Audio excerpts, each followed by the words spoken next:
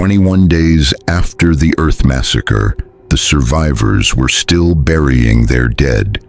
In what had been Central Park, now renamed Martyrs' Ground by unanimous vote of the United Earth Assembly, thousands gathered in silence as the last of the 48 Jedi killed during Sidious's trap were laid to rest. The memorial was simple. 48 lightsabers mounted vertically in a circle, their blades ignited permanently through a power source designed by Dr. Jennifer Park, creating a ring of light that would burn for 1,000 years. Master Yoda stood at the center of that circle, ancient beyond measure, his eyes closed as he felt the absence of beings he'd trained, loved, and watched die on a world that should have been their salvation, not their graveyard. Failed them? I did, Yoda said quietly to Obi-Wan, who stood beside him with an expression of grief so profound it had carved new lines into his face. Sent them into a trap I should have foreseen. Dead because of my hubris they are. They died fighting the Sith, Obi-Wan replied, his voice hoarse from days of mourning. Not in some pointless battle over politics or territory, but facing the literal embodiment of evil. Master Yoda, if there's honor in any death, it's in theirs. Honor does not comfort the living, Yoda observed, nor does it resurrect the fallen. Around them, Earth's population watched the memorial service with a mixture of reverence and determination.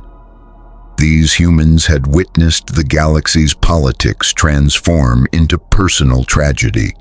They'd seen space wizards, beings of incredible power who could move objects with their minds and see the future, slaughtered by an enemy more powerful still. And rather than breaking their will, it had hardened their resolve.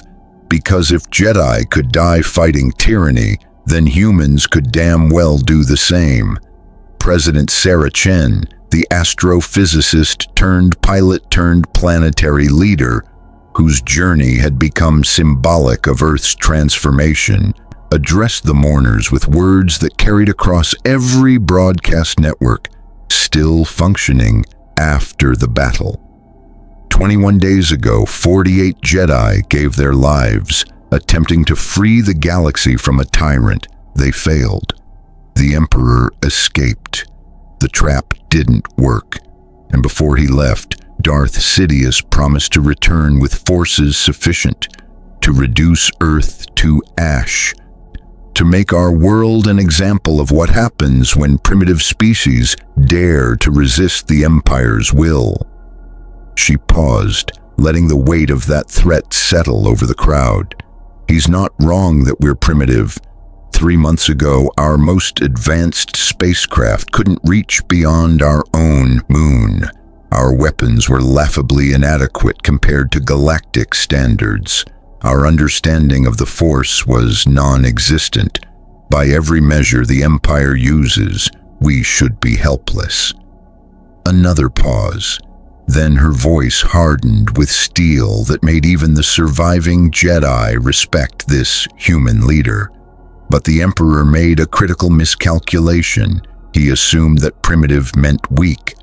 That technological inferiority meant spiritual inferiority, that a species without the Force couldn't stand against a Sith Lord. He was wrong. Because humanity's greatest strength has never been our technology or our power. It's our absolute, stubborn refusal to accept defeat, even when defeat seems inevitable. She gestured to the ring of burning lightsabers. These Jedi died trying to save the galaxy. We will honor their sacrifice by ensuring their deaths meant something, by proving that Earth will not burn, cannot be broken, and will stand as a beacon to every world considering resistance. The Empire wants to make us an example. Fine, we'll be an example of what happens when tyrants underestimate free beings fighting for their survival. The crowd erupted in cheers that would have been inappropriate at a funeral anywhere else.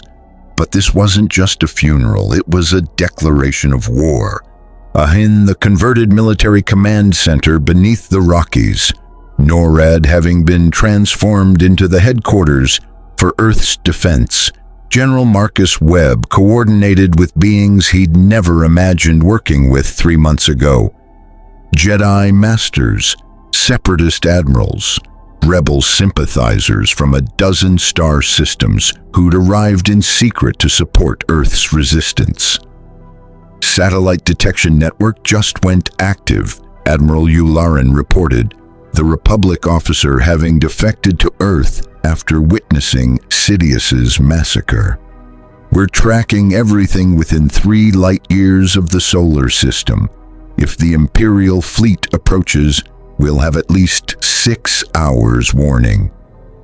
6 hours to prepare for annihilation, Admiral Trench observed, his mechanical voice clicking with dark humor. The Separatist commander had honored his alliance with Earth, positioning his remaining fleet, 12 warships that represented the last independent Separatist force, in defensive positions around the planet. The Emperor will not send a small force.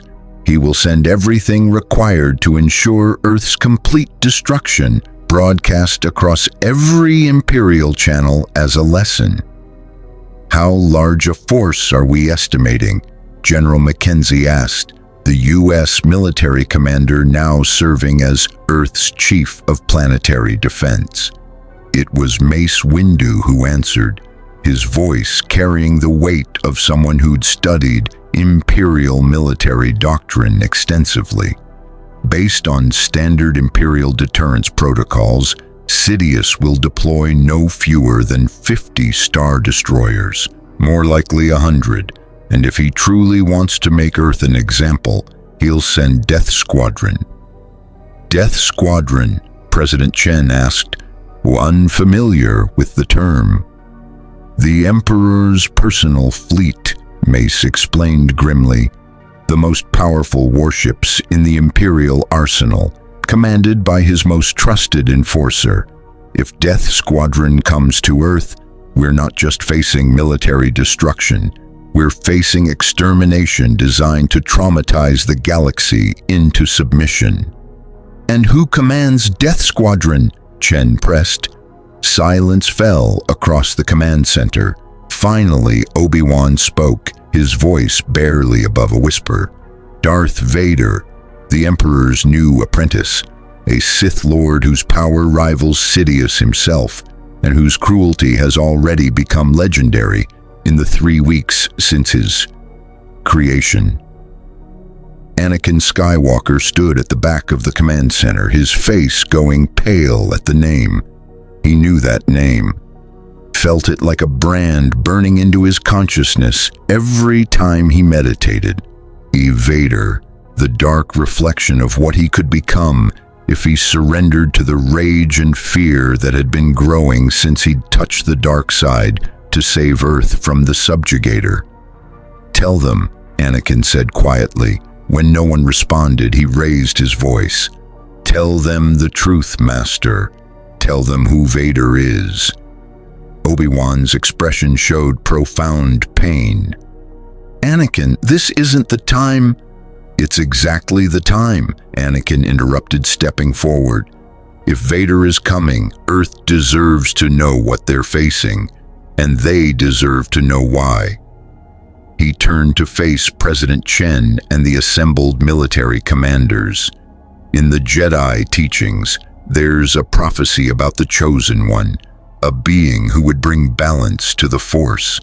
For years, the Council believed I was that Chosen One, known that my unprecedented connection to the Force meant I was destined to destroy the Sith and restore the Jedi Order. What does this have to do with Vader? Chen asked, though something in her expression suggested she was beginning to understand. Everything, Anakin replied, because the prophecy was true, just not in the way anyone expected. I am the Chosen One, But balance doesn't mean the light side winning. It means equal power in light and dark, and Sidious understood that before any Jedi did. He took a breath, steadying himself for the admission that would change how everyone viewed him. Vader is what I could become, what I would become if I fully embraced the dark side.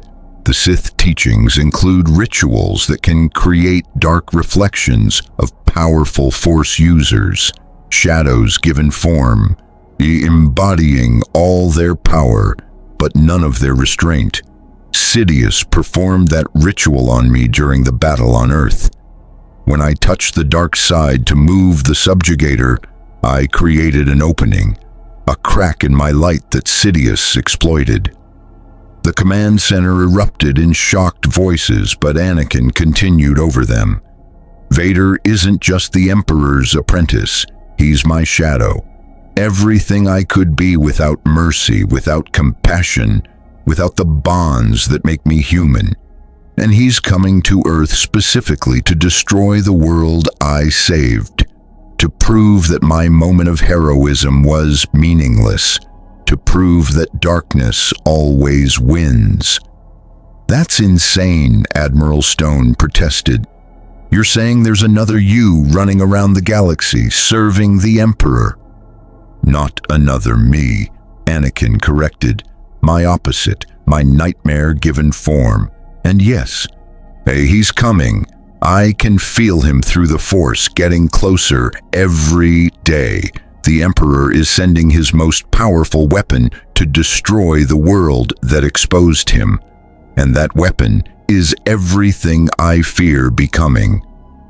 President Chen processed this information with the analytical mind that had made her one of Earth's greatest scientists. Can you stop him? If Vader is your dark reflection, does that mean you have some advantage in fighting him? I don't know, Anakin admitted. We're connected through the Force in ways I don't fully understand. That connection might let me anticipate his moves, understand his tactics, or it might let him do the same to me. Fighting Vader won't be like fighting any other enemy. It'll be fighting myself, except the part of me that doesn't care about casualties or consequences. Then we prepare for both, General Webb decided. Dr. Park, what's the status on the defense grid? Jennifer Park pulled up holographic displays showing Earth's orbital infrastructure. In the 3 weeks since Sidious's massacre, humanity had accomplished what should have taken years.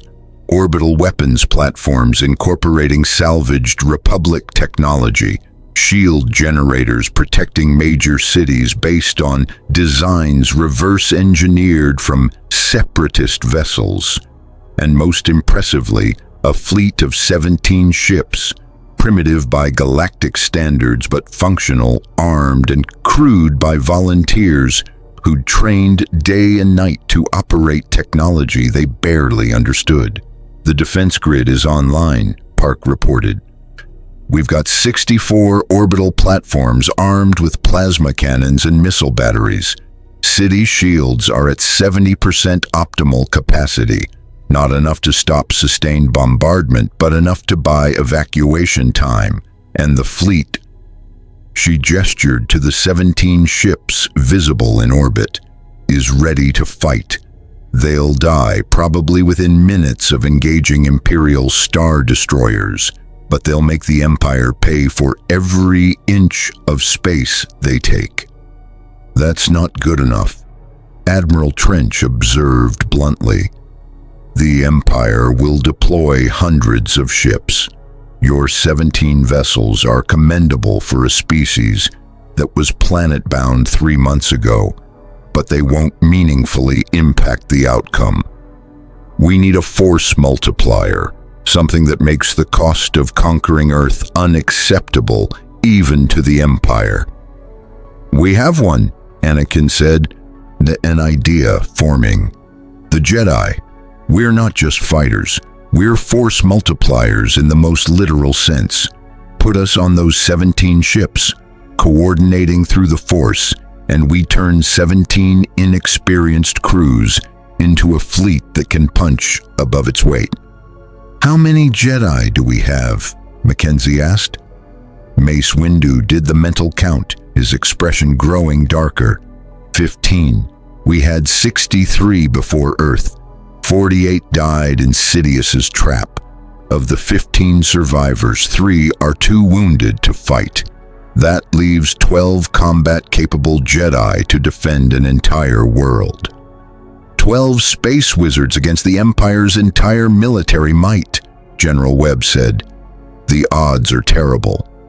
"The odds are always terrible," Obi-Wan replied with a faint smile.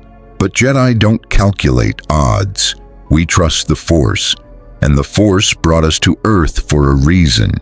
Perhaps this is it, to prove that even overwhelming power can be resisted when free beings stand together." "Inspirational speech noted," Admiral Trench said dryly. "But I prefer tactical advantages to faith. General Webb, your species has a saying, 'God helps those who help themselves.'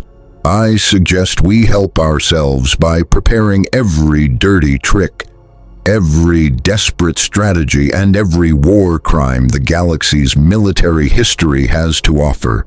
The Empire wants to make Earth an example. We make them pay so dearly that the example becomes never attack a world this determined to survive."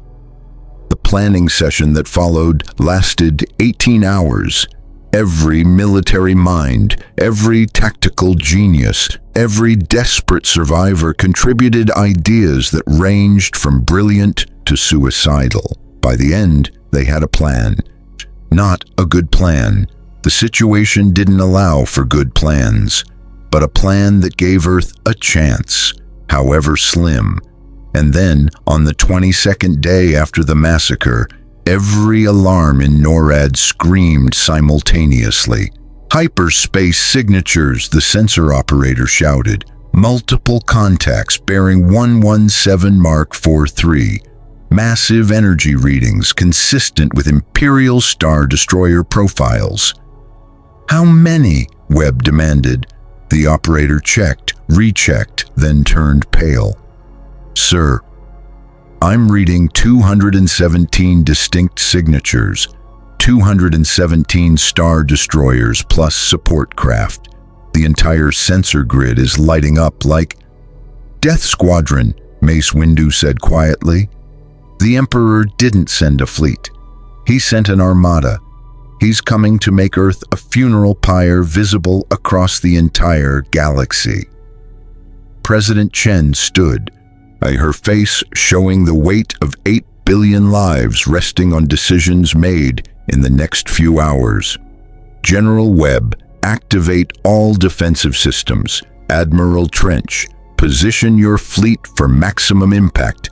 Jedi Masters, board our ships and prepare our crews for battle.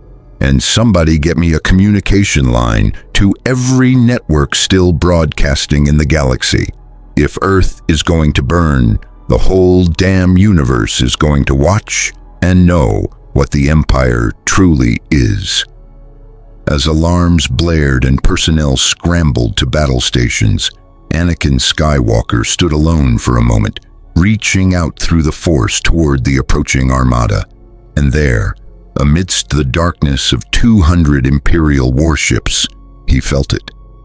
Vader, his shadow, his nightmare, his potential future, coming to destroy everything he'd fought to save. The battle for Earth was about to begin, and this time there would be no clever traps, no desperate gambles that worked against all odds. This time it would be straightforward, brutal, and absolute.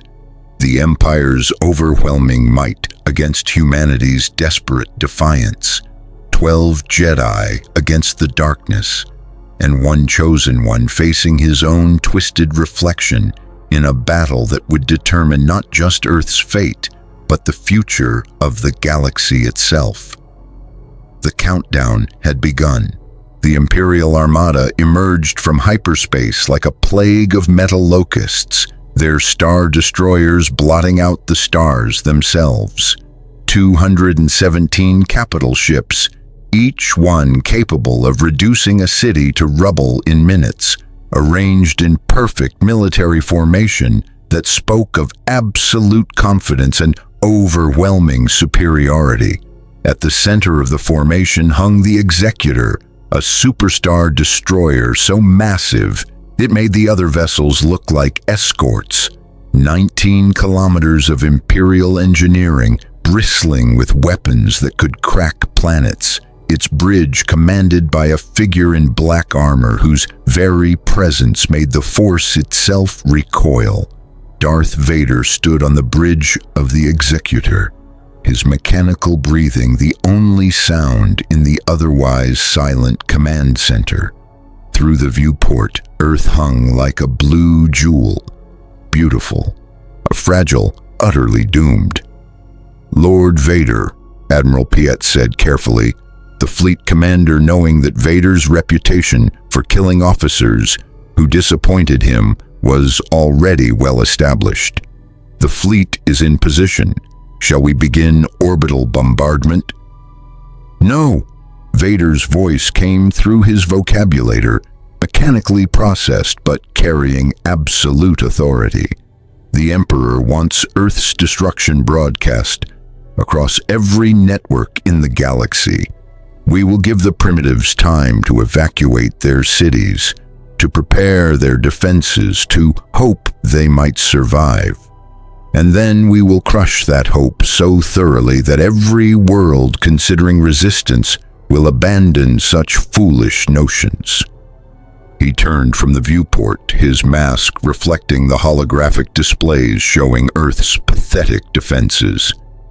17 ships, 64 orbital platforms, shield generators protecting major cities. It was almost insulting that they thought these would matter. "Open a channel to the planet," Vader commanded. "Let them hear their fate." On Earth, in NORAD's command center, every screen suddenly showed the same image. Darth Vader standing in the heart of the Imperial fleet, embodying everything the Empire represented: power without mercy, order without freedom, strength that crushed all opposition. "People of Earth," Vader's voice echoed across every communication network on the planet. 3 weeks ago, you conspired with Jedi traitors to assault the Emperor. You broadcast lies across the galaxy, attempting to turn civilized systems against legitimate Imperial authority. And you foolishly believed there would be no consequences for such actions. He gestured to the armada visible behind him. "I am your consequence. Death Squadron represents the Emperor's will made manifest. We have come not to conquer Earth, but to erase it, to make your world a monument to the price of resistance, to ensure that every primitive species in the galaxy understands what happens when they stand against the natural order." Anakin Skywalker, watching from the bridge of Earth's flagship Defiance, felt his blood run cold.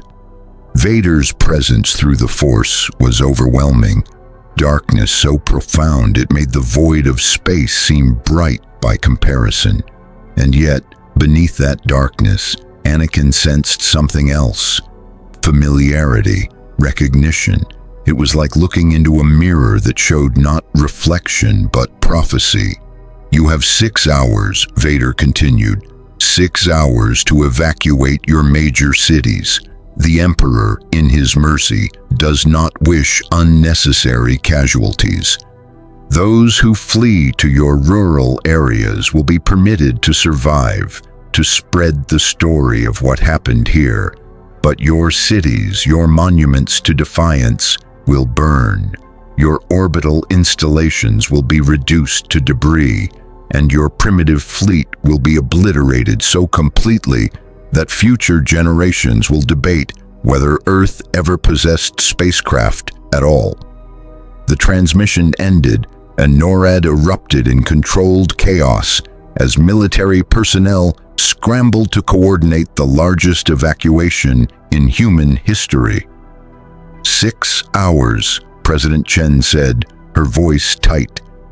He's giving us time to run, to prove we're cowards who can't defend what we claim to value. Or he's giving us time to evacuate civilians so they survive to spread the Empire's propaganda, General Webb countered. Either way, we use the time. Get everyone out of the cities.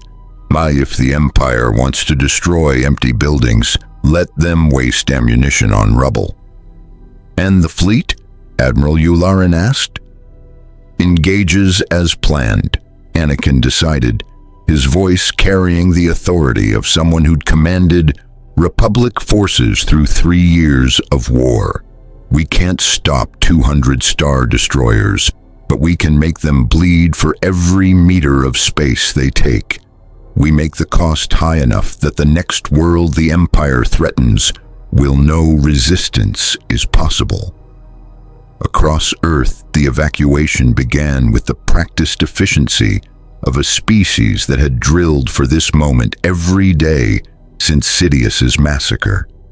Magnetic rail systems whisked millions from cities to rural safe zones, underground shelters that could house populations through extended siege opened their reinforced doors, and volunteers, thousands of humans who refused to evacuate, took up positions at weapons platforms and shield generators, choosing to defend their homes rather than abandon them.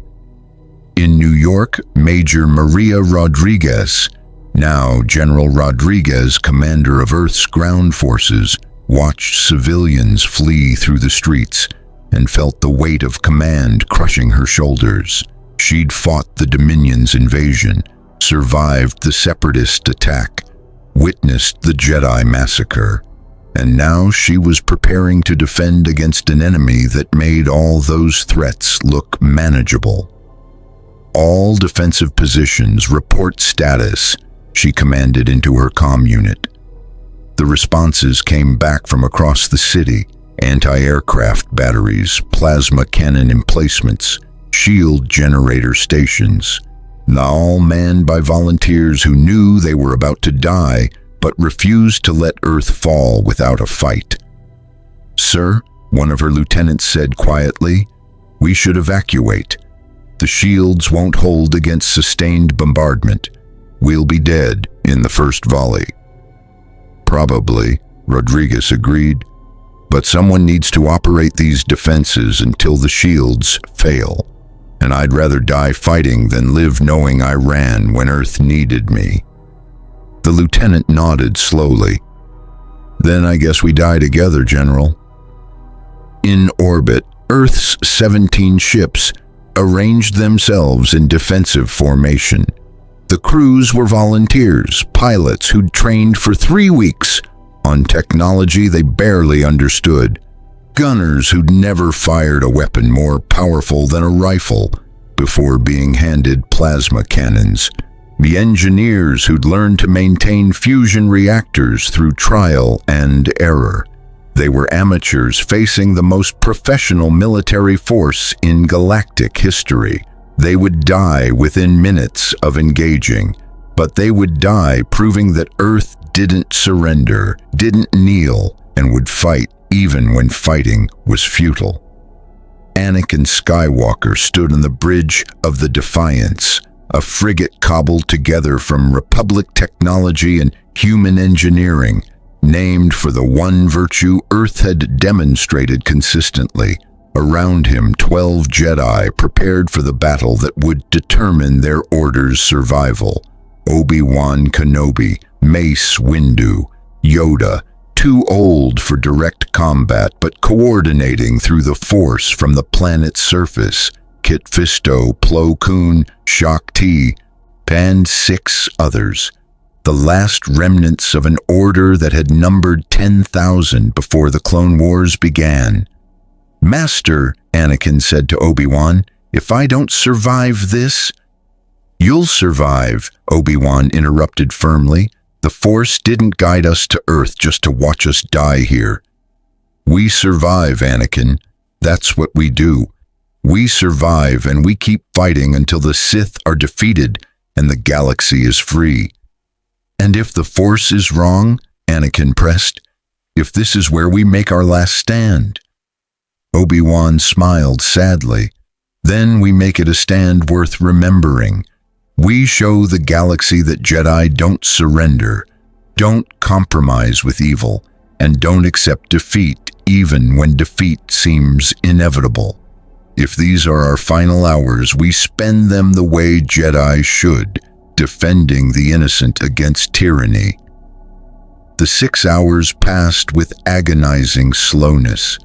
Evacuation convoys fled cities, defensive systems powered up to maximum capacity, and across the galaxy billions of beings tuned into broadcasts, showing Earth preparing for its execution. The Empire had ensured every network carried the feed. They wanted the galaxy to watch, to see what happened to worlds that resisted, to learn that opposition to imperial authority led only to annihilation. But they were about to learn something else, something about humanity that the Dominion had discovered the hard way, that 8 billion humans facing extinction didn't become paralyzed by fear. They became dangerous. When the 6 hours expired, Darth Vader gave the order that would doom Earth. All ships begin bombardment, destroy the orbital platforms first, then commence planetary assault. And transmit everything. I want every being in the galaxy to witness what happens to those who defy the Emperor. 217 Star Destroyers opened fire simultaneously. The space around Earth erupted into chaos. Turbo laser batteries unleashed torrents of energy that turned the void bright as a star. Missiles streaked from launch tubes by the thousands, and Earth's defenses, primitive but determined, fired back. The orbital platforms lasted 9 minutes.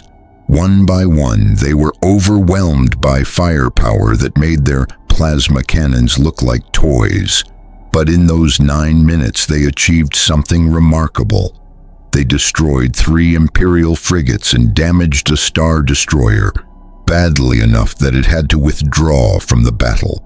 3 ships against an armada of 200. But 3 ships more than the Empire had expected to lose against a primitive world. Earth's fleet engaged next. 17 ships against 200, their crews guided by Jedi who coordinated movements through the Force that made the impossible merely improbable. Anakin, aboard the Defiance, felt the battle through the Force like a symphony of violence. He could sense every enemy ship, every weapon firing, every moment of danger before it arrived.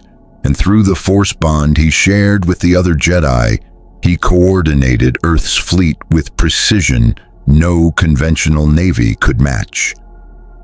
Evasive Pattern Delta 7, Anakin commanded, and the Defiance twisted through space in a maneuver that shouldn't have been possible for a ship its size. Turbo laser fire that should have vaporized them passed through empty space seconds after they'd occupied it.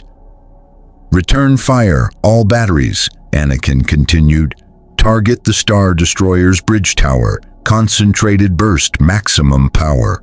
The Defiance's weapons, crude by Imperial standards but guided by the Force, struck with impossible accuracy. The Star Destroyer's shields held, but the impact forced it to divert power from offensive systems to reinforce defenses. Across the battlefield, Earth's other 16 ships executed similar maneuvers. They were outgunned, outnumbered, and out-technologically advanced.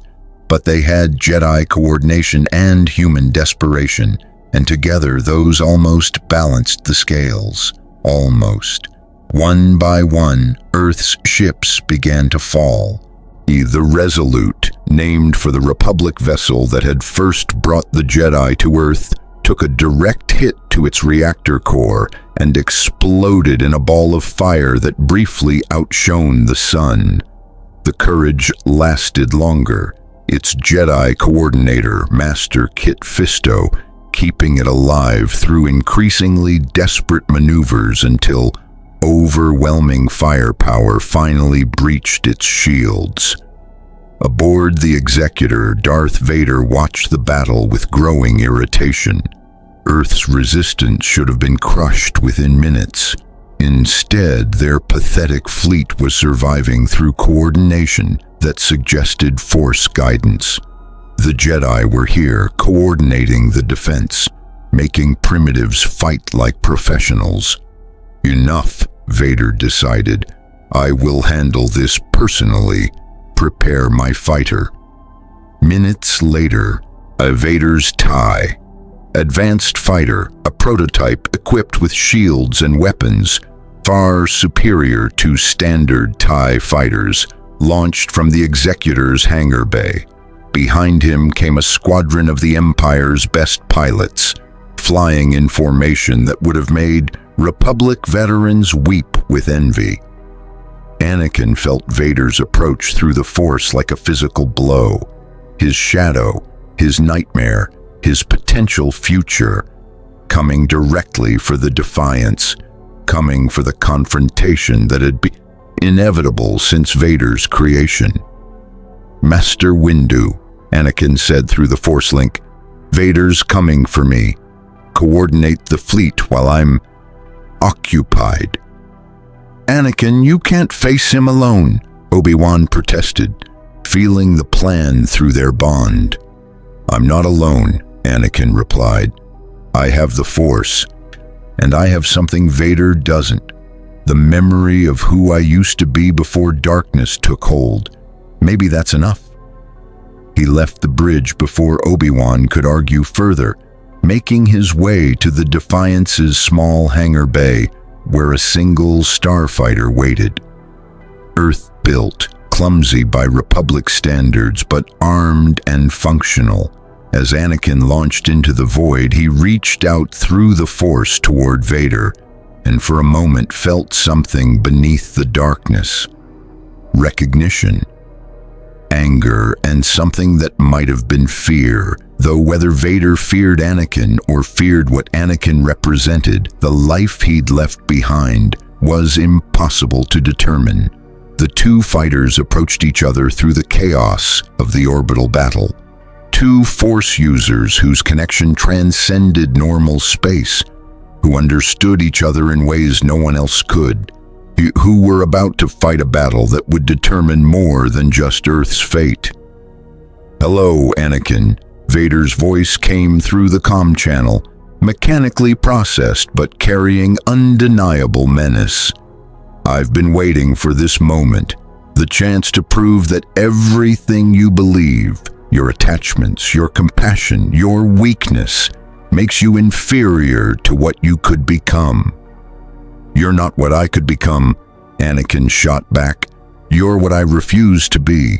A slave to the dark side, to the Emperor, to fear and hate and everything that makes the Sith pathetic. Bold words from someone about to die. The duel began. Two fighters, two Force users, two possible futures for the same soul. They danced through the debris field of destroyed ships, their weapons blazing. Their connection to the Force allowing impossible maneuvers that made the battle less a dogfight and more a ballet of violence. Anakin fired and Vader evaded. Vader attacked and Anakin twisted through space in ways that violated physics.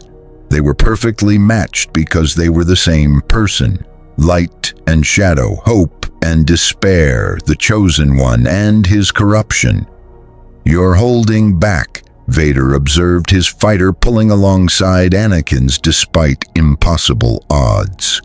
You fear that if you embrace your full power, you'll become like me. You're right to fear it, because we both know the truth, Anakin. The dark side is stronger, more practical, more honest about the nature of power. The dark side is a lie, Anakin countered, firing a burst that Vader barely evaded. It promises strength but delivers slavery. It offers freedom but chains you to your worst impulses. I've touched it, Vader. I know it's seduction, and I know it's not worth the cost. Then you'll die weak, Vader replied, and his fighters advanced weapons, far superior to anything on Anakin's craft, opened fire with devastating precision. Anakin's shields failed. His fighter took critical damage, and as he spiraled toward Earth's atmosphere, trailing fire and debris, he heard Vader's final words through the comm. "Goodbye, Anakin Skywalker. Your death will prove to the galaxy that the Jedi way is finished, that only through the Empire's strength can order be maintained. Burn brightly on your way down. Let your death light the way for all who would resist us." The comm cut off, and Anakin fought desperately to control his dying fighter, to reach the surface before it exploded, to survive long enough to warn Earth about what was coming next. Because as he fell through the atmosphere, Anakin realized something terrible. Vader hadn't been trying to kill him. Vader had been testing him, measuring his strength. And now that the test was complete, the real assault would begin. Vader returned to the Executor and gave new orders that made even hardened Imperial officers pale. The Jedi are coordinating Earth's defense from the surface. Locate their positions and obliterate them. Use the base Delta Zero protocol. Sustained orbital bombardment until the target zones are reduced to molten slag. No survivors, no mercy, just total extermination. And as the Imperial fleet adjusted its targeting, as 200 Star Destroyers prepared to rain fire upon Earth's surface with intensity that would sterilize continents, the people of Earth looked up at the sky and saw their doom approaching. The battle for Earth had been lost in orbit. Now the battle for humanity's survival would be fought on the ground against an enemy that possessed absolute military superiority and no compunction about using it. The endgame had begun. Anakin's fighter crashed in what had been the Rocky Mountains, the impact carving a burning scar across landscape that humans had considered eternal. He dragged himself from the wreckage, his body broken but alive, held together by the Force and sheer stubborn refusal to die when Earth still needed defending. Through the Force, he felt the other Jedi scattered across the planet's surface, felt their alarm as Imperial targeting systems locked onto their positions, felt their determination even as they recognized what was coming. Base Delta Zero, the Empire's ultimate expression of overwhelming force, sustained orbital bombardment designed not to conquer but to exterminate, to reduce targeted zones to lifeless wasteland that would serve as permanent monuments to the price of resistance. "Master," Anakin gasped into his comlink, hoping it still functioned after the crash. "Obi-Wan, can you hear me?" Static, then Obi-Wan's voice, strained but controlled. "Anakin, we saw you go down. Are you—" "I'm alive. But listen, Vader's targeting the Jedi positions. He's going to bombard from orbit, kill us all simultaneously. We need to evacuate, scatter, do something before—" "We know," Obi-Wan interrupted. Master Yoda sensed Vader's intent through the Force. "We're already moving to secondary positions, but Anakin, even if we survive the initial bombardment, the Empire has 200 ships. They can flatten this entire planet continent by continent until there's nothing left but ash." "Then we need to stop them," Anakin said, pulling himself upright despite pain that suggested several broken ribs and a shattered leg. "We need something that can disable the entire fleet at once, something the Empire won't see coming." Funny you should mention that. A new voice cut in, Dr. Jennifer Park, broadcasting from a hidden facility somewhere beneath the Antarctic ice. Because we might have exactly what you're describing, but General Skywalker, what we're proposing, the cost is going to be devastating.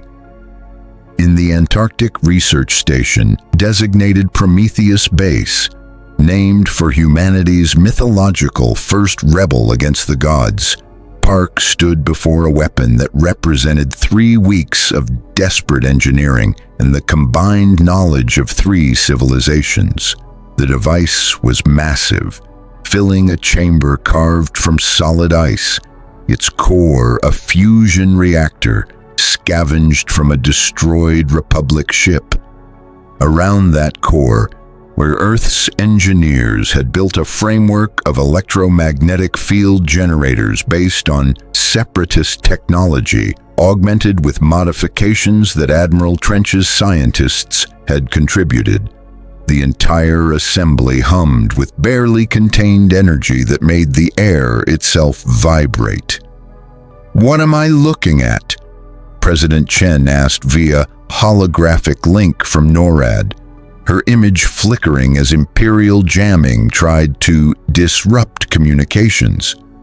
An electromagnetic pulse weapon on a scale that's never been attempted, Park explained, her voice carrying the manic intensity of a scientist who'd worked 72 hours straight on a single problem. The Empire's fleet depends entirely on electronics, propulsion, weapons, life support, communications, everything. This device will generate an EMP field large enough to encompass the entire orbital zone around Earth. Every electronic system within that field will be fried simultaneously. "Including our systems," General Webb observed grimly. "Including everything on Earth that depends on electronics." "Yes," Park admitted. "The pulse will be indiscriminate. It'll disable the Imperial fleet, but it'll also knock out our power grids, our communications networks, our computer systems. We'll be thrown back to pre-industrial technology for however long it takes to rebuild. But ma'am, it's the only way to stop Base Delta Zero, the only way to save Earth from orbital extermination." President Chen processed this information with the cold calculation of a leader facing impossible choices. How long will we be without power? Best case, 6 months to restore basic electricity, 2 years to rebuild our technological infrastructure.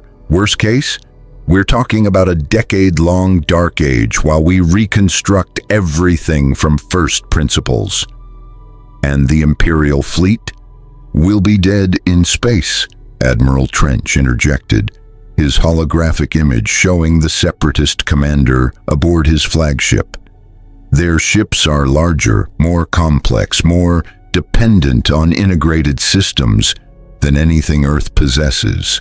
The EMP will disable them completely, without power, without life support. Their crews will have maybe 3 hours before they suffocate. The entire death squadron eliminated in a single strike." "Including the thousands of personnel aboard those ships," Mace Windu said quietly. "This weapon doesn't distinguish between stormtroopers and conscripted crew, between Imperial officers and the enslaved beings forced to maintain their vessels. We're talking about killing 200,000 sentients, many of whom had no choice in serving the Empire." The moral weight of that number settled over the command center like a physical presence. 200,000 lives, not all of them willing servants of tyranny. Some conscripts, some slaves, some beings who'd been born into the Empire and knew no other life. "I don't like it either," Park said, her voice tight. "But the alternative is Earth's 8 billion people dying under orbital bombardment. The mathematics are ugly, but they're clear." "There's another problem," Obi-Wan said, his holographic image appearing beside Mace's. "Even if we disable the fleet, Vader will survive. Sith Lords can use the Force to sustain themselves in conditions that would kill normal beings. He'll be stranded, yes, but alive and angry." "Let him be angry," General Rodriguez said from her position in New York, watching Imperial ships positioning overhead for bombardment. "A Sith Lord stranded on Earth without his fleet is a problem we can handle. 200 Star Destroyers glassing our cities is not." "Dr. Park, how long until the weapon is ready?" Park checked her readouts. "The reactor is at 97% charge. We can fire in 4 minutes, but there's a complication." Of course there was. There was always a complication. "The pulse has to be triggered manually from inside the device's core," Park continued, her voice going quiet. "The radiation levels during activation will be instantly lethal. Whoever triggers the weapon will receive a dose that'll kill them in under 30 seconds. There's no remote activation, no way to shield the operator. Someone has to go in there, press the button, and die." Silence fell across every communication channel. Someone had to die, not in battle with weapons in hand and enemies to face, but alone in a radiation chamber, sacrificing themselves so 8 billion others could live. "I'll do it," came 3 voices simultaneously. Anakin Skywalker pulling himself through the wreckage of his fighter toward whatever transport could reach Antarctica in time. Obi-Wan Kenobi, who'd led the Jedi to Earth and felt responsible for every consequence of that decision. And Dr. Jennifer Park herself, who'd built the weapon and believed that its creator should bear the cost of using it. "No," President Chen said firmly. "Dr. Park, you're too valuable. We'll need your expertise to rebuild after the EMP. You're not dying in that chamber." "Master Kenobi," Chen continued, "the galaxy needs the Jedi. You're one of the few remaining masters. Earth can't ask you to sacrifice yourself when the Order requires your survival." "And General Skywalker," she finished, her voice softening, "you're the chosen one. According to Jedi prophecy, you're meant to bring balance to the Force. That won't happen if you die in an Antarctic research station." "Then who?" Obi-Wan demanded. "Ma'am, with respect, someone has to activate that weapon. If none of us are acceptable, who did you have in mind?" Chen's holographic image flickered, and when it stabilized, her expression showed a resolve that made even the Jedi Masters recognize they were seeing true leadership.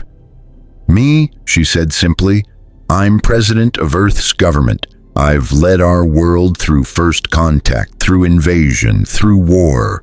If Earth survives, it'll need military leaders like General Webb, scientific minds like Dr. Park, and Jedi wisdom from Masters Kenobi and Windu.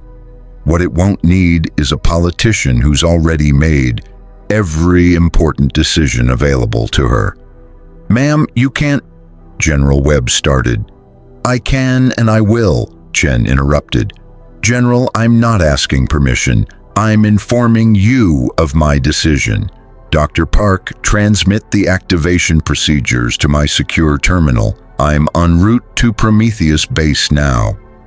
"President Chen," Obi-Wan said, his voice carrying the weight of someone who'd watched too many good people die. "The Force shows me possible futures. In most of them, you survive this war. You guide Earth through reconstruction. You become the leader who transforms humanity into a spacefaring civilization. If you die today, then someone else will do those things," Chen replied. "Master Kenobi, I appreciate your faith in my future, But Earth's future matters more than mine. And right now, Earth needs someone to push a button and die. That someone is going to be me. She cut the transmission before anyone could argue further. Aboard the Executor, Darth Vader sensed through the Force that something had changed on Earth's surface. The fear that had been permeating the planet began transforming into something else. Determination. Acceptance. The emotional signature of beings preparing for a desperate gambit. Admiral Piet, Vader commanded, accelerate the bombardment timeline. Begin base Delta Zero immediately. Something is happening on the surface. I want that planet sterilized before they can implement whatever resistance they're planning. Yes, Lord Vader, Piet replied. And across the Imperial fleet, targeting computers finalized their calculations. 200 Star Destroyers prepared to rain fire on Earth with intensity that would make previous bombardments look gentle. The goal wasn't conquest anymore, it was erasure, the complete elimination of a world that had dared to resist the Emperor. In Prometheus Base, President Sarah Chen arrived via emergency transport with 2 minutes to spare. The facility's personnel had evacuated per her orders, leaving her alone with the massive EMP weapon and a simple control panel that would either save Earth or achieve nothing while killing her. She approached the radiation chamber at the device's core, her hands steady despite knowing what waited beyond that door. Through the reinforced glass, she could see the reactor glowing with barely contained fury, the electromagnetic field generators creating visible distortions in the air itself. Dr. Park's voice came through the facility's speakers, the scientist having remotely accessed the system against Chen's orders. Ma'am, the activation sequence is simple. 3 switches in sequence, then the red button. The pulse will propagate at light speed, reaching orbital distance in 0.04 seconds. Every electronic system within the field will be disabled instantly.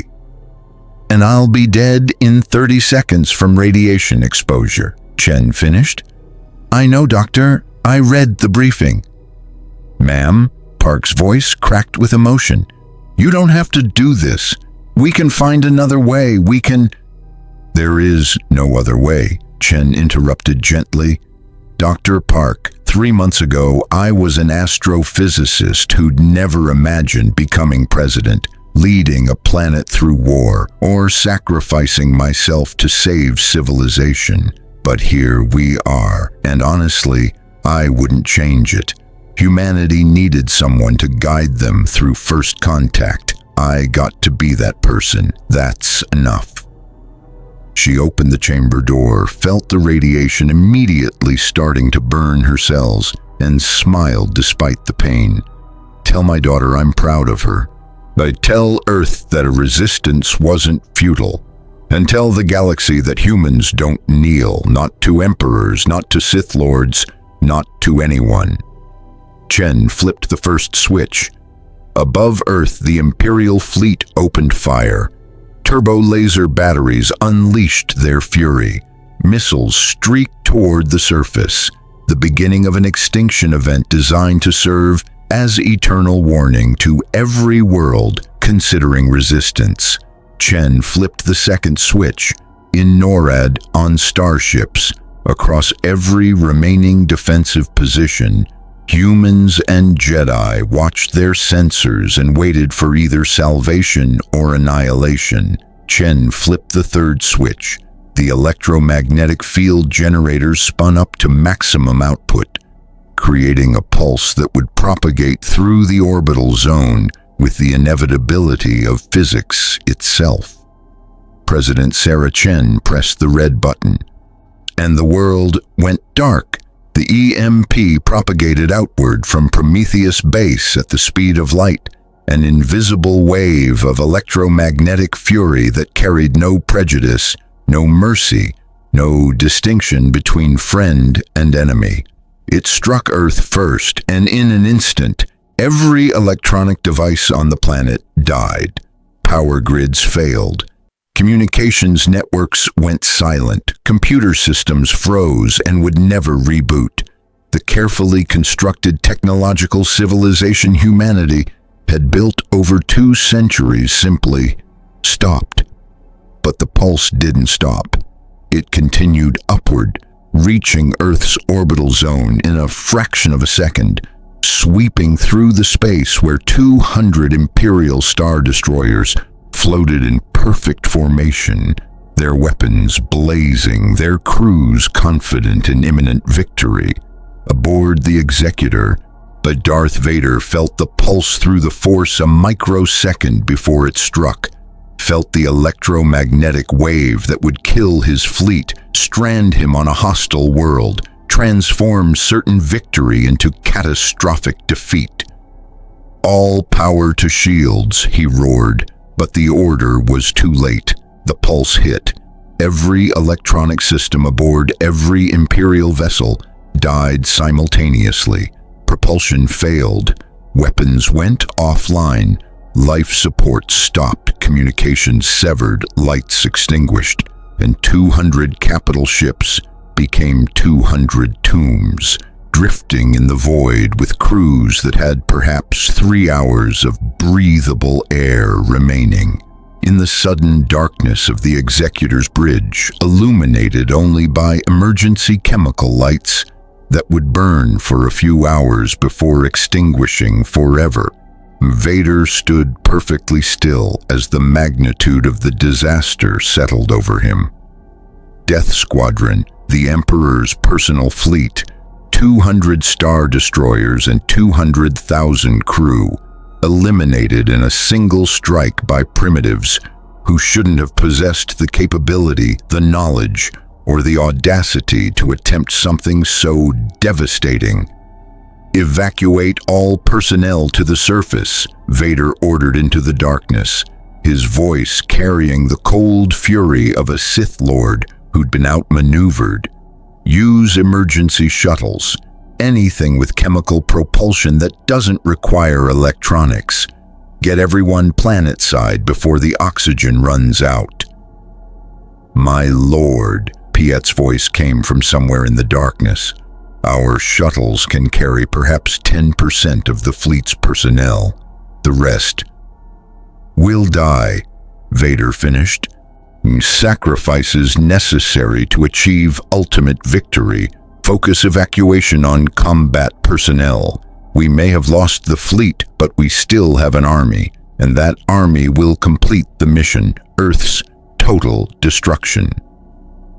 In the Antarctic ice, President Sarah Chen collapsed to the chamber floor, her body already shutting down from radiation poisoning that was quite literally cooking her from the inside. Through failing vision, she saw the reactor's glow beginning to fade as its systems died along with everything else. She'd done it, saved Earth, killed 200,000 beings, thrown human civilization back to the pre-industrial era, all with the press of a button and the sacrifice of her own life. "Worth it," she whispered with her final breath. "Earth survives. That's worth anything." And across the planet, 8 billion humans looked up at a sky suddenly filled with dying ships and understood the price that had been paid for their survival. The battle for Earth had transformed into something nobody had anticipated. Not a clean victory, not a devastating defeat, but a Pyrrhic salvation that saved the planet while potentially dooming its people to darkness, both literal and metaphorical, because the Imperial fleet was dead. But Vader was alive, descending to Earth's surface with an army of stormtroopers who didn't need electronics to kill, who had weapons that would function without power, and who served a Sith Lord whose rage at this humiliation would demand revenge measured in blood. The true battle for Earth was only beginning. The darkness that fell over Earth was absolute. In cities that had blazed with electric light for 2 centuries, the sudden absence of power created a silence more profound than anything humanity had experienced in the modern age. No hum of machinery, no glow of screens, no electronic pulse of civilization's heartbeat. Just darkness and the sound of 8 billion people realizing simultaneously that their world had fundamentally changed. In NORAD's command center, emergency chemical lights cast flickering shadows across faces that had watched President Chen sacrifice herself. General Marcus Webb stood in the center of what had been the most technologically advanced military facility on Earth, now reduced to a cave lit by glorified candles. "Status report," Webb ordered, his voice steady despite the enormity of what had just occurred. Someone tell me what we're working with." The reports came in via runners, actual human beings physically carrying messages, because every communication system was dead. The news was uniformly catastrophic. Global power grid offline, possibly permanently without replacement components that required electronics to manufacture. Water treatment facilities failing within hours. Hospital life support switching to backup generators that themselves required electronic controls and would fail shortly. Transportation networks paralyzed. Supply chains shattered. Modern civilization effectively over. "How many dead?" Webb asked the question nobody wanted to answer.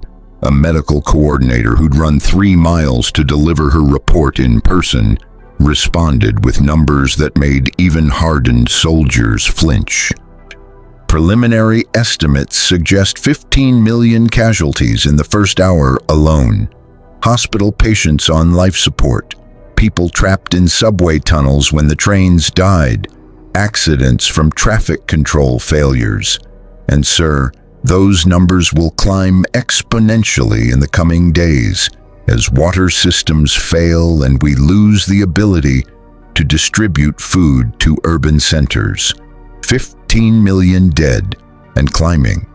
The price of the EMP weapon that had saved Earth from orbital bombardment was being paid in human lives by the millions. "We knew this would happen," General Mackenzie said quietly. "President Chen knew. She accepted the cost because the alternative was 8 billion dead instead of millions. But God help us, knowing doesn't make it easier." "We don't have time for grief," Webb replied, forcing his voice to carry command authority. "We have maybe 6 hours before Vader's forces finish evacuating the dying Imperial ships and establish positions on the surface. 6 hours to prepare for ground combat against an enemy that doesn't need electronics to kill us. Someone get me General Rodriguez. I need to know what defenses we can mount without power." In the ruins of what had been New York City's power grid, General Maria Rodriguez organized Earth's defense with the grim efficiency of someone who'd spent months preparing for exactly this scenario. Around her, volunteers worked by firelight to distribute weapons that didn't require electronics. Chemical propellant rifles, explosives, bladed weapons salvaged from museums, anything that could kill without needing a power source. The Empire's advantage just got cut by 90%, Rodriguez explained to her officers, using maps drawn on paper because digital displays were dead. Their star destroyers are useless. Their advanced targeting systems are offline. Their communications networks are fried. What they have left is numbers, training, and Vader. "And that's enough to destroy us," one of her lieutenants observed. "Maybe," Rodriguez agreed, "but they lost their fleet. They're stranded on a hostile world with limited supplies and no reinforcements. We lost our technology, but we're home. We know this terrain. We have 8 billion potential fighters, and we have something the Empire doesn't understand: the absolute refusal to surrender, even when surrendering would be logical. She traced her finger across the paper map, marking positions. The Empire will land their forces in open terrain where their superior training gives them advantage. So we don't fight them there. We draw them into cities, into tunnels, into forests and mountains, where their discipline means nothing and our desperation means everything. We make Earth itself the weapon, and we make every inch they conquer cost them more than it's worth. That's not a victory strategy, the lieutenant protested. That's a survival strategy. Survival is victory, Rodriguez replied. Every day we survive is another day for the Jedi to organize resistance across the galaxy, another day for rebel cells to spread the truth about the Empire, another day closer to Sidious's eventual defeat. We don't have to destroy Vader's army. We just have to make Earth too costly to hold until the Empire decides it's not worth the resources. Above Earth, in the dying hulk of the Executor, the Darth Vader coordinated the evacuation with cold efficiency. 20,000 stormtroopers, 500 officers, and a handful of Imperial Inquisitors, Force-sensitive dark side users who served as the Emperor's Jedi hunters.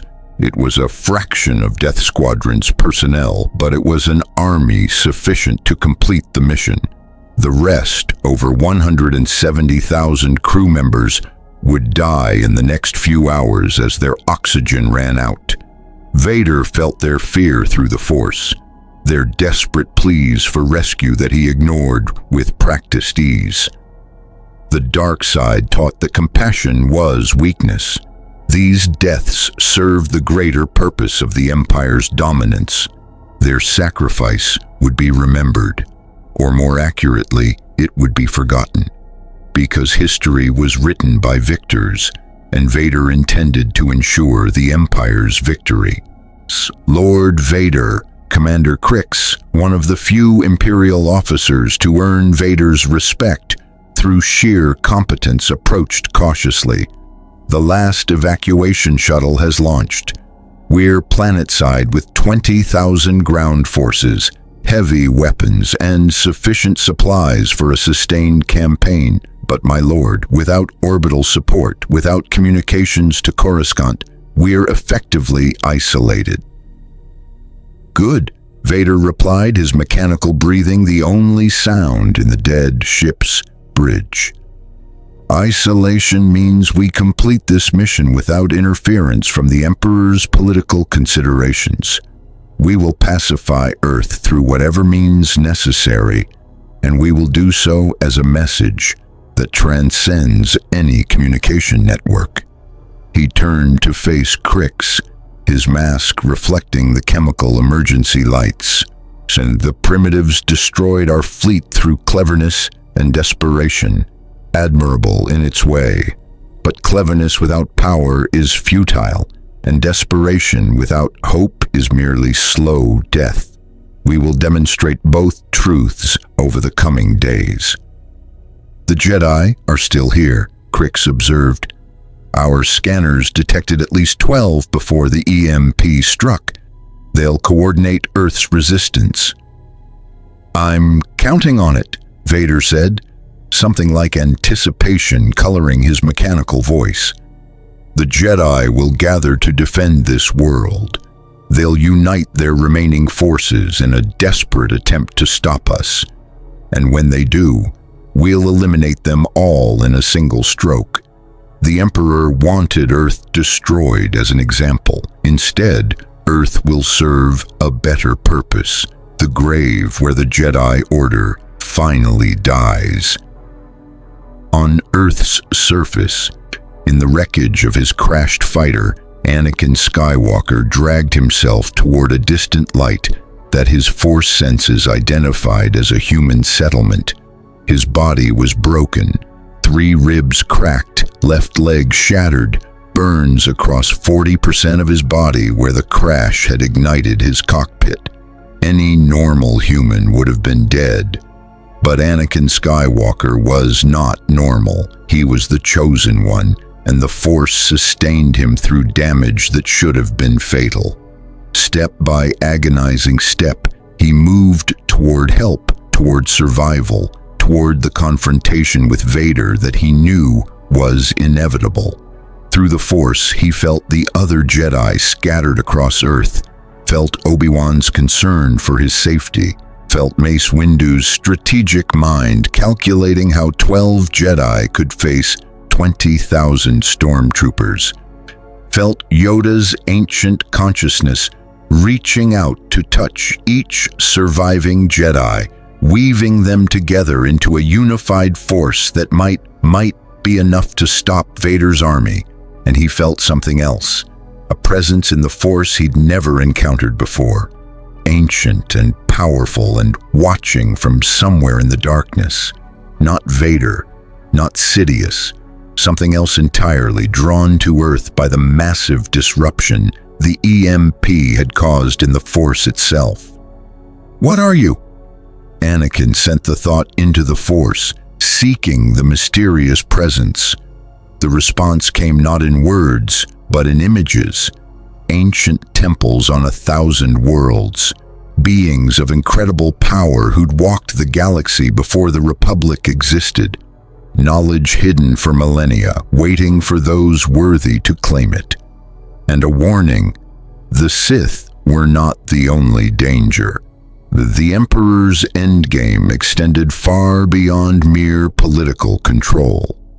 Then the presence faded, leaving Anakin with more questions than answers, and the certain knowledge that Earth's battle with the Empire was connected to something larger, something that made the Clone Wars look like a preliminary skirmish before the real conflict began. "One crisis at a time," Anakin muttered, finally collapsing at the edge of a small town where lights, chemical lights, blessedly independent of electronics, showed human activity. First survive Vader, then worry about ancient Force mysteries. Human hands found him in the darkness. Human voices spoke in concerned tones. And human compassion, the quality that made Earth remarkable despite its technological primitiveness, carried him toward shelter and medical care that would keep him alive for the battles to come. 3 days after the EMP, the situation on Earth had stabilized into a new, terrible status quo. The death toll had climbed to 43 million. Deaths from infrastructure collapse, medical system failures, and the cascading consequences of losing all electronic technology simultaneously. It was the greatest loss of human life since the Black Death, and the numbers were still rising. But Earth endured. Communities organized around pre-electric infrastructure. Food distribution shifted to local production. Water came from wells and rivers rather than treatment plants.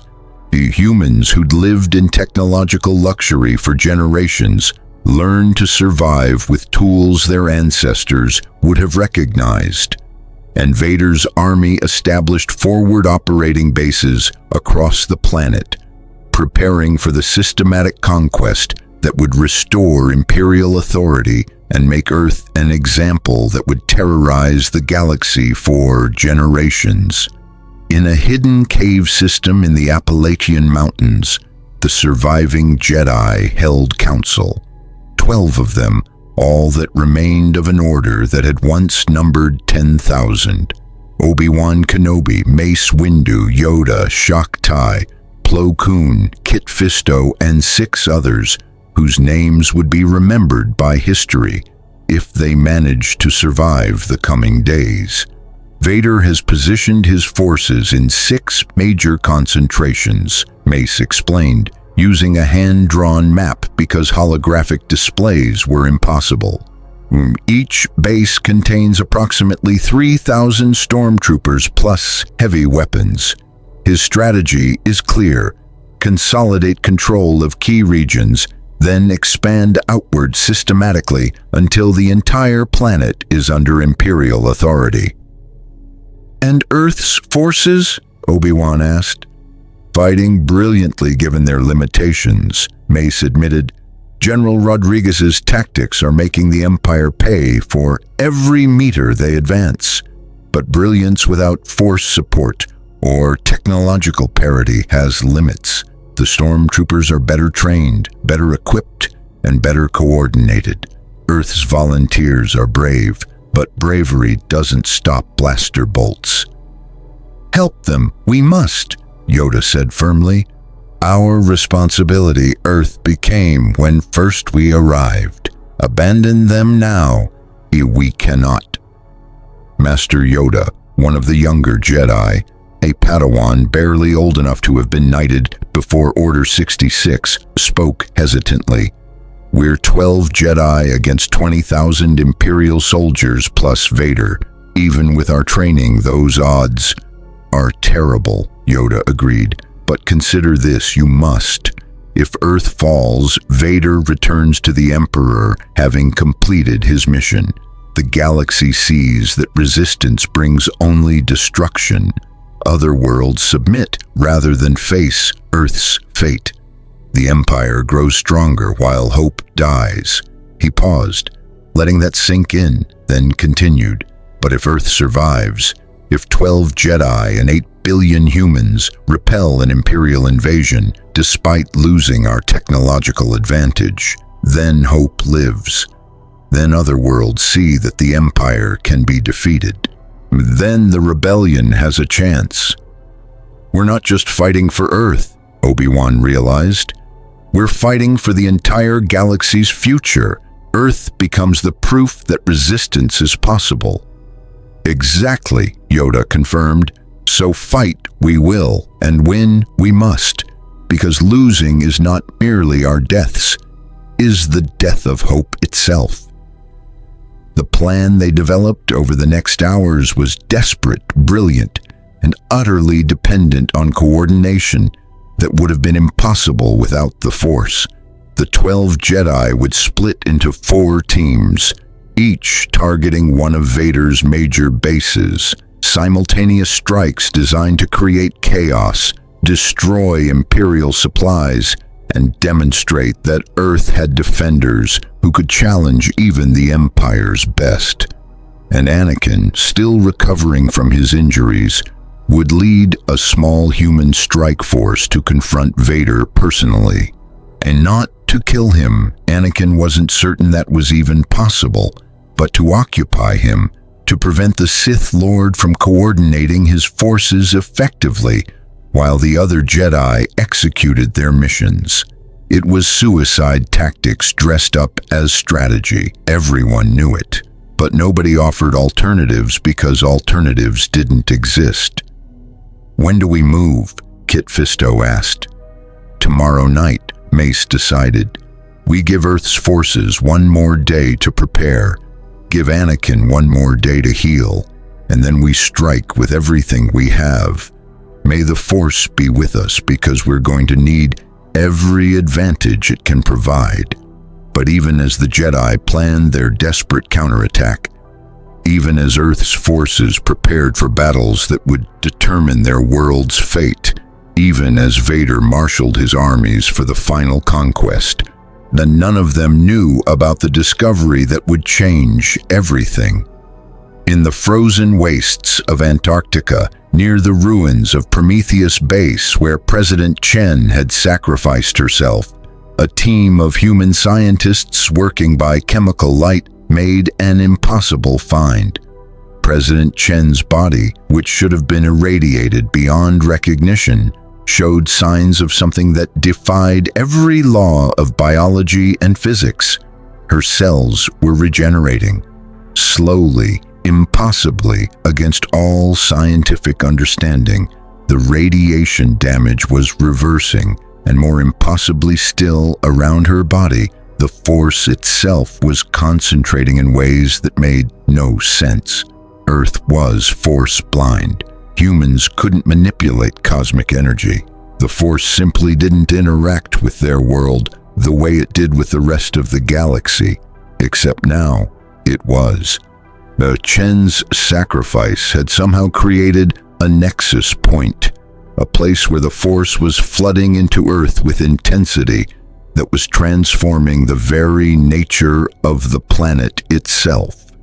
Dr. Park, working by candlelight because electricity was still months away from being restored, studied the impossible data and realized Earth had just become something unprecedented in galactic history, a force nexus world, a planet where the barrier between the physical and cosmic had been shattered by an act of selfless sacrifice, so profound that it had literally changed reality.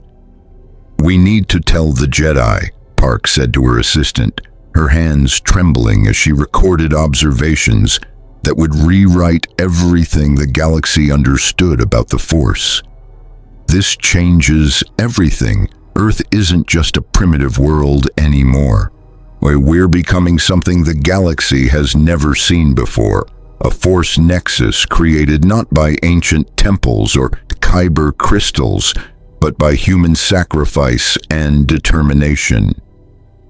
But before the message could be sent, before Park could explain what she'd discovered, the Antarctic base's perimeter alarms, mechanical devices that still functioned without electronics, began screaming. Imperial forces moving through the ice fields, coming for Prometheus base and whatever secrets it held. Vader had sensed the Force disturbance, felt the nexus forming, and he was coming to claim it before the Jedi could understand what Earth had become. The race for Earth's future had just acquired a new dimension, not just a military conflict, but a battle for the very nature of the Force itself. In the frozen darkness, as Imperial forces closed in on discoveries that could reshape galactic history, as Jedi prepared for battles they couldn't win, as humans fought with primitive weapons against an enemy from the stars, one truth became clear. Earth's story wasn't ending. It was transforming into something the galaxy had never witnessed. A world where technology met mysticism, where human determination challenged cosmic power, where 8 billion beings who couldn't touch the Force were somehow becoming its greatest expression. Vader approached through the ice, his presence in the Force like a black hole consuming light. The Jedi prepared for their desperate strike, knowing they might all die, but fighting anyway because that's what Jedi did. The Earth's defenders readied weapons that couldn't possibly be enough, but would have to suffice because there was nothing else. And in Prometheus base, around President Sarah Chen's impossible resurrection, the Force itself gathered in preparation for something that would echo across the galaxy for generations to come. The screen faded to black, and in that darkness, a single holographic message activated, pre-recorded by President Chen before her sacrifice, timed to broadcast 3 days after the EMP struck, transmitted through mechanical relays that didn't require electronics. Her image appeared across Earth, across the scattered Jedi forces, even reaching Imperial receivers through sheer signal strength. "If you're seeing this, I'm dead," Chen's recording said, her voice calm despite knowing her fate. And the EMP worked. Earth survived. But survival isn't victory. The real battle is just beginning, not just against the Empire, but for something larger. The Force is awakening on Earth in ways we don't understand. Vader is hunting something at Prometheus base, And somewhere in the galaxy, the Emperor is implementing a plan that makes the Clone Wars look like a preliminary movement in a longer symphony. She paused, then looked directly into the camera with eyes that seemed to see the future. To the Jedi, Earth isn't your graveyard, it's your resurrection. What's happening here will give you the power to challenge the Sith in ways you never imagined. Trust the Force even when it does things that shouldn't be possible. To Earth's defenders, you're not just fighting for our world. You're fighting for every being in the galaxy who refuses to kneel. Make them pay for every inch. Make them regret the day they thought humans were primitive. And to whoever is listening from the shadows, the ancient presence I felt in the Force during my final moments, Earth is ready. Whatever test you're preparing, whatever trial we must face, we'll meet it the way humans always have. With courage, determination, and absolute stubborn refusal to accept defeat. The message ended with coordinates, location markers for something buried deep beneath Prometheus Base, something that predated the Empire, the Republic, perhaps even the Jedi Order itself, something that Vader was racing to claim, something that would determine whether Earth became the graveyard of hope or its birthplace. The countdown had begun, and in the frozen Antarctic darkness, as Imperial forces breached Prometheus Base's outer defenses, as Dr. Park frantically tried to protect discoveries that could change galactic history, as the Force itself swirled in patterns that defied millennia of Jedi understanding, one final revelation emerged. President Sarah Chen wasn't just regenerating, she was transforming, becoming something that had never existed before. A human Force user born not through midichlorians or genetic predisposition, but through sacrifice so profound it had broken the barrier between Earth and the cosmic energy that governed the galaxy.